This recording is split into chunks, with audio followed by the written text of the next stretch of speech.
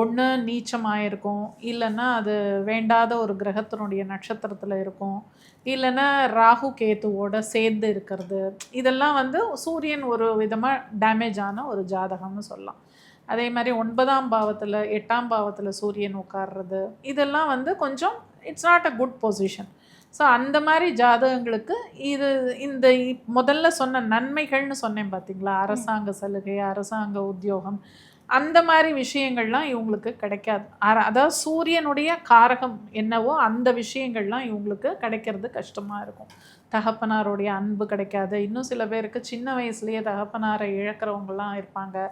அதே மாதிரி தகப்பனார் வந்து ஒரு கால் சப்போஸ் அவர் நல்லாவே இருந்தால் கூட இவங்க பிரிஞ்சு இருக்கிற மாதிரி, அப்பா வெளிநாட்டில் இருந்து வேலை செய்கிற மாதிரி, இவங்க தனியாக இங்கே இருக்கிற மாதிரி, அப்படியான ஒரு அமைப்பு, இதெல்லாம் தான் வந்து சூரியன் கெட்டுப்போன ஒரு ஜாதகம். அதே மாதிரி பார்த்தீங்கன்னா இவங்களுக்கு எலும்பு சம்மந்தப்பட்ட நோய்கள்.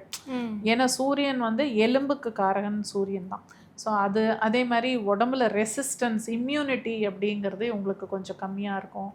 இன்னும் சிலருக்கு பார்த்தீங்கன்னா ஹார்ட், ஏன்னா சூரியன் தான் ஹார்ட். நம்ம உடம்புல பாடி ஆர்கன்ஸில் ஹார்ட் வந்து சூரியன். ஸோ அந்த சூரியன் நல்லா இல்லாத ஜாதகங்களில் இது மாதிரி ப்ராப்ளம்ஸ் வர்றதுக்கும் வாய்ப்புகள் உண்டு. சூரியனை பற்றி வந்து அவங்களுடைய குணாதிசயம், பொதுவான குணாதிசயம் என்ன அப்படின்றத சொல்லியிருக்கீங்க. இப்போ ஒருவருடைய வாழ்க்கையில் டிசிப்ளினே இல்லாமல் இருக்காங்க, அதாவது சூரியனை பொறுத்த வரைக்கும் அவர் கரெக்டாக உதிக்கணும்னா இந்த நேரத்தில் உதிச்சிடுறாரு, மறையணும் அப்படின்னா இந்த நேரத்தில் மறைஞ்சிடுறாரு, டிசிப்ளினே இல்லாமல் இருக்காங்க அப்படின்னா அவங்களுக்கு சூரியனுடைய பாதிப்பு ஏதாவது இருக்கும்? சூரிய கிரகம் இருக்கலாம். அவங்க ஜாதகத்தில் சூரியன் வந்து பிளேஸ்மெண்ட் வந்து சரியில்லாமல் இருக்கலாம். ஸோ அந்த டைம் டேபிள், அதாவது ஒரு ரெகுலாரிட்டி, அதை பங்க்சுவாலிட்டி, இதெல்லாம் வந்து ஃபாலோ பண்ணுறது, அப்படி ஃபாலோ பண்ணாமல் இருக்கிறவங்களுக்கு மேபி சூரியன் வந்து அவங்க ஜாதகத்தில் நல்ல பொசிஷனில் இல்லாமல் இருக்கலாம்.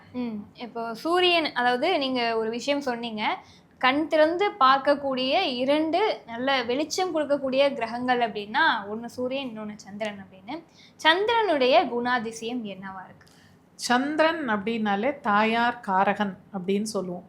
தாயார் அப்படின்னாலே என்ன, நேச்சுரலி உடனே நம்ம ஞாபகத்துக்கு வருது அன்பு, பாசம், இமோஷன்ஸு, நம்மளுடைய மைண்டு, மூடு, அதாவது நம்மளுடைய என்ன சொல்கிறது, மூடுக்கு என்ன சொல்லுவோம், மனநிலை, வாட்டவர், அந்த மாதிரி அதெல்லாம் வந்து ஒரு நல்ல ப்ளீஸிங்காக, இன்னொருத்தர் மேலே அன்பு காட்டுறது, இன்னும் நர்ச்சரிங்னு சொல்லுவாங்க இங்கிலீஷில், அதாவது ஒருத்தருக்கு பாதுகாப்பு கொடுக்கறது, அவங்கள கேர் எடுக்கிறது, இந்த மாதிரியான ஒரு தாயாருக்கு உண்டான குணாதிசயங்கள் என்னவோ அதெல்லாம் தான் சந்திரனுடைய குவாலிட்டிஸு.